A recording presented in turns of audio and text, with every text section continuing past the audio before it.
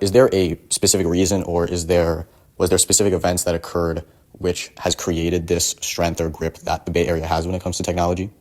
I don't think it is a path-dependent history. In other words, I don't think that Silicon Valley is Silicon Valley because a set of magic events happen in Silicon Valley at a particular place in a particular time. Rather, I think it's driven by geography. Believe it or not, geography is destiny. Every major industry in the United States dominates a particular town, and the United States is the dominant empire of our age. So how does this capitalist empire divide up its cities? That's the question. The finance industry dominates New York. Yes, there are many other industries in New York, but New York is uniquely the financial capital of the United States, which is the capital of the world.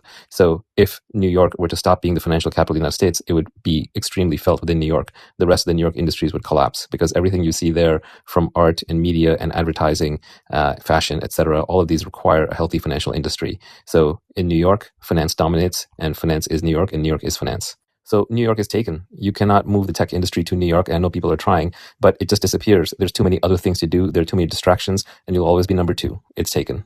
Hollywood is older than the tech industry. So by the time the tech industry came along, Hollywood was taken. Los Angeles was taken. Los Angeles is dominated by Hollywood, and it is a cultural capital of the United States. It is where all the media and the memes are produced. So it is taken as well. Too bad, because it's a great piece of land. So you can't stick the tech industry in Hollywood. It would disappear into the greater mass of Hollywood, and tech would be second-class citizens. And the whole town caters towards Hollywood, so it wouldn't cater towards the needs of tech. Just like New York caters to finance, and it would not cater to the needs of the nerds in tech. The tech industry, when it was first being formed, you could argue was fairly mobile. There are many choices. So you can basically set up shop anywhere. You could set up shop in Seattle. You could set up shop in Portland. You could set up shop in Texas. You could set up shop in San Diego. You could set up shop in San Francisco. You could set up shop in Miami. You could set up shop in Chicago. You could set up shop in Boston. Why Silicon Valley? You could argue that it's because of universities and colleges and talent, but that's not true. The university, college, talent capital of the United States is actually in Boston. It's Massachusetts. Harvard is there. MIT is there. There are a number of universities there. The Ivy League is all up in the Northeast. It's only in the recent few decades that the talent has migrated west towards Berkeley, Stanford, and Caltech. You could argue that it's because of government support and spending, all the money that the government sank into semiconductors in the Bay Area.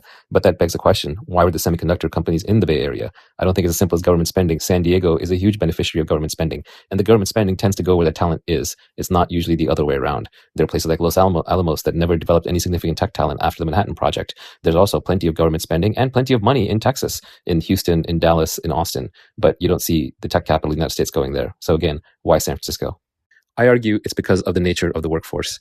The tech workforce, like them or not, these are the most wealthy and most creative individuals on the planet. They can earn from anywhere. Even though remote work is a more recent thing, nobody has been able to do remote work at all in the past. And to the extent that they ever have, it was because of tech. So the tech people are the only ones who are able to do remote work. They also can work in smaller teams, so they are more mobile. And these are very creative, very intelligent people. The best engineers in the world, you would hire them no matter where they choose to live.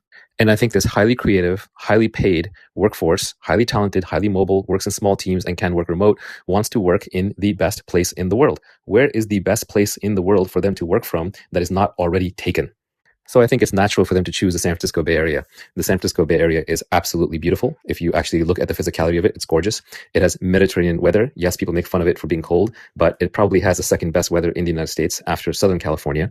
It's still in California, so you have access to things like Napa, Yosemite, Los Angeles, San Diego, San Simeon, Big Sur, and all kinds of gorgeous places. And the city itself is very beautiful if you're in one of the safer, cleaner parts. It's also on a coastline, which is important for all kinds of obvious reasons. It has great food supply from Napa. It has great water from Hetch Hetchy Reservoir. It's not so big of a city that it's already taken over by another industry and you would just get lost in it. And it requires you to be quite wealthy if you want to live there. It's also full of creative people. A lot of the creative movements in the past, everything from the 60s cultural movements to many art movements and poetry movements, started in San Francisco. If you're in the South Bay, areas like Palo Alto, Los Altos, Saratoga, etc., these are some of the most beautiful places on earth. Gorgeous Mediterranean climes, rolling hills, near the water, incredibly safe, incredibly clean. What's the problem with them? They're very expensive. And why are they expensive? Simply because they're in high demand. They're great places to live. So my thesis is that the reason why the tech industry is in the Bay Area is because at the time the tech industry was forming, the key people who were forming it were wealthy, creative, capable, worked in small teams, and were remote. So they looked around and they said, what's the best part of the country to live in that isn't already taken over by somebody else? I'm not even sure they thought it through that explicitly, but they voted with their feet. And yes, once they'd gotten here, then path dependency took over. And of course, Stanford and Berkeley and Caltech helped. I'm not taking away from any of that, but I'm trying to explain why the Bay Area. I think at the time they had to make the move, these people picked the best piece of land that was available to them. It's possible that if they'd had to make the move in the 1920s or 30s, they might have picked Los Angeles before it was taken over by Hollywood, but that ship had sailed. For those of you curious about Seattle, the reason why it's a runner-up and has two amazing companies there, Amazon and Microsoft, is because it is also naturally beautiful and wasn't taken over. Unfortunately, the weather is just not up to par. If you're curious about Houston and Dallas and Austin, Houston and Dallas were already taken, and Austin is landlocked. It does have a beautiful lake, but if you're going to pick the best place in the world to live, you want a coastline. If you're curious about Chicago, too cold and landlocked. If you're curious about Miami, it's because it's not actually that pleasant in the summer. The good weather months are only about 4 to 6 months, and it's dominated by, unfortunately, drug culture, and obviously has a rich history as being the second capital of Latin America. So it is already very, very culturally taken. Also keep in mind that highly creative people prefer to be in close proximity to each other. And believe it or not, San Francisco is the second densest city in the United States, second only to New York. So cities like Miami and Los Angeles that are spread out have a much harder time competing for talent. Does this mean that the tech industry will always stay in San Francisco? No. San Francisco is busy playing pluck the golden goose's feathers as far as we can go. However, if it were to disintegrate from here, my hope is that it would retreat to the internet and not to any single geographic location. Although the technology isn't quite there yet, but we're getting closer every day.